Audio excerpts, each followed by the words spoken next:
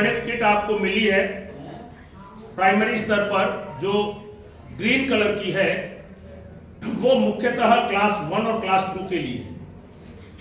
Mainly तो वो kit किसकी है? क्लास 1 और क्लास 2 के लिए। लेकिन उसके बाद भी आप आगे की कक्षा 3, 4, 5 में भी उसका यूज कर सकती हैं। उसके अंदर टोटल 11 आइटम है जो एनसीईआरटी द्वारा जो आपको किट दी गई, उस पर टोटल जो आइटम्स हैं वो हैं आपके 11। उन 11 आइटम्स का यूज करते हुए, उनका मल्टी यूज करते हुए, उसमें जो भी आपकी क्लास 1 और 2 या 3, 4, 5 जो भी क्लासेस है, उसमें जो आपके गणित के कंटेंट जो है, उन कंटेंट के अनुसार आप उन इंस्ट्रूमेंट्स का मल्टी यूज कर सकते हो। जैसे आपके यहाँ टाइल्स दी हुई है, टाइल्स में 3 कलर दिए हुए हैं, तीन कलर्स हैं और 3 शेप है। एक वृत्त है, ट्रायंगल है, आयत है, वर्ग है, शेप है, और डिफरेंट शेप्स के डिफरेंट 3 कलर्स में वो शेप दिए हुए, तो उसका आप मल्टी यूज कर सकते हो। क्लास 1 की बात करें तो आरोही क्रम, छोटा, बड़ा, उससे बड़ा, आरोही क्रम बाय शेप, यह संख्या की बात नहीं हो रही है, आकार के आधार पर आरोही क्रम, आकार के आधार पर आपका अवरोही क्रम। शेप आप बच्चों को बताने के लिए उन टाइल्स का प्रयोग कर सकते हो। तो एक यूज हो गया आरोही अवरोही, दूसरा हो गया शेप्स। छोटे छोटे बच्चों को वो कलर में भी गड़बड़ करते हैं, कक्षा 1 की बात करें तो वो कलर भी प्रॉपर्ली नहीं जानते हैं। कलर समझाने के लिए, शेप समझाने के लिए, आकृतियों से परिचय कराने के लिए ये इसका मल्टी यूज हो गया। तो यहाँ पे 11 आपके पास आइटम्स हैं, उनके मल्टी यूज करके आप अधिक से अधिक बच्चों को गणित संक्रियाएं हैं या गणित का जो कंटेंट है उसको बड़ी सरलता और आसानी से कर सकते हैं। अनुसंधान में एनसीईआरटी ने यह पाया, और यह एक सामाजिक धारणा भी है कि गणित एक कठिन विषय है, ऐसा समाज में जाना जाता है। लेकिन कहीं ना कहीं आप और हम प्राइमरी स्कूलों से जुड़े हुए हैं। अभी आप लोग मेरी बात से सहमत होंगे, निपुण असेसमेंट टेस्ट या निपुण लक्ष्य ऐप पे आप काम करते हैं। तो जहां तक मैं समझ पा रहा हूं, मैथ्स के अंदर सारे ही बच्चे निपुण लगभग होंगे। इक्का दुक्का की मैं नहीं बात कर रहा हूं, लेकिन अधिकांश बच्चे निपुण हैं।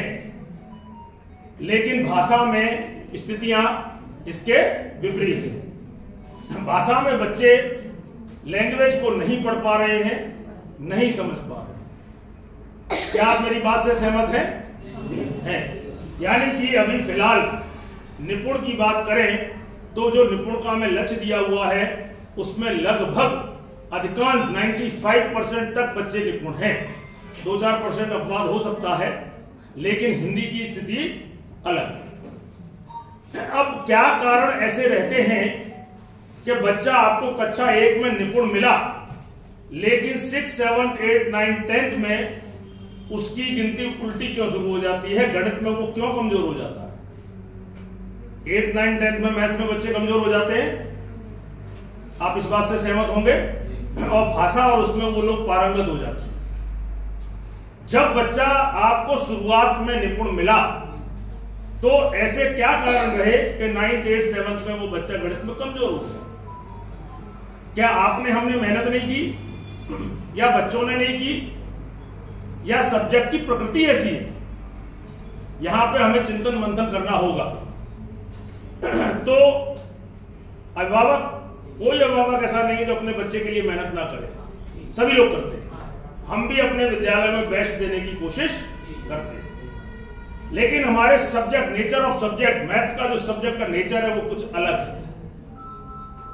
एक क्रमबद्ध है, सिस्टमैटिक से है। जोड़ नहीं आएगा, घटाव नहीं आएगा तो गुणा नहीं आएगा, गुणा नहीं आएगा तो भाग नहीं आएगा, भाग नहीं आएगा तो आगे की सारी संक्रियाएं प्रभावित होंगी।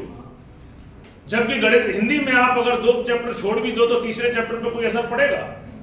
अगर 2 चैप्टर बच्चा ना भी पढ़ पाए तो मैं नहीं समझता कि तीसरे चैप्टर पे या चौथे चैप्टर पे उसको कोई ज्यादा विशेष असर पड़ेगा। 4 दिन बच्चा ना भी आए स्कूल तो भी शायद हिंदी सामाजिक जैसे विषयों को वो अपडेट कर सकता है। लेकिन गणित में बीच बीच में बच्चे की एब्सेंटी उस सब्जेक्ट को गणित में कमजोर बनाने के लिए जिम्मेदार है।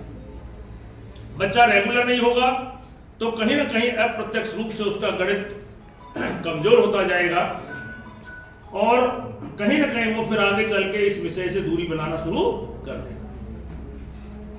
एनसीईआरटी का उद्देश्य यही है कि इस विषय से भय दूर करना। एक तो देखिए बच्चा बहुत छोटा है, भय मुक्त शिक्षा की बात कर रहे हैं, डराना आपको है नहीं, मारना आपको है नहीं, फिर बच्चों को ऐसा क्या किया जाए कि बच्चा आपके विद्यालय में ठहरे। और सीधी सी बात है, इसके लिए आपको अपने शिक्षण प्रक्रिया में स्टूडेंट फ्रेंडली आपको बनना पड़ेगा। बच्चा क्या चाहता है? कक्षा 1 की बात करें तो उस बच्चे की उम्र खेलने की होती है, खेलने की, कूदने की, खिलौनों की।